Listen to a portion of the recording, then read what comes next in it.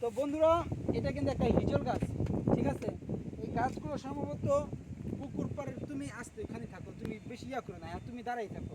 তো বন্ধুরা, এই হিজল গাছ এগুলো সম্ভবত না, এগুলো পুকুর পাড়ে লাগানো হয়, পুকুর পাড় বিলের সাইডে, যাতে করে মানে মাটিটা না ভাঙার জন্য এগুলা মানে একটা সাপোর্টার।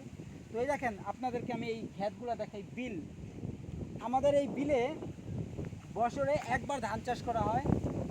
আর আর মানে বাকি সময় বর্ষাকাল আজকে থাকে, ওয়েদারটা কিন্তু অস্থির, তাই না? তো আর বাকি সময়টা আপনার গিয়ে মানে এরকম পানি থাকে আমাদের। তো আবার এখানে যে যে কচু গাছগুলো দেখতেছেন, এগুলো সব লাগানো হয়েছে কিন্তু ডুবে গেছে।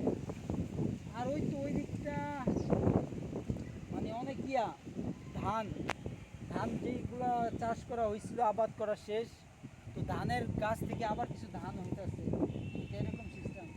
তো ওই যে এখানে অনেক দূরে আমি যেটা পাখি দেখতে পাচ্ছি, যেটা ডাক পাখি বলে আমাদের দেশে, ওই যে দেখতেছো, হ্যাঁ। ক্যামেরার সম্ভবত আসতেছে না, তুমি ব্যাক ক্যামেরা সুন্দর করে আস্তে আস্তে দেখো।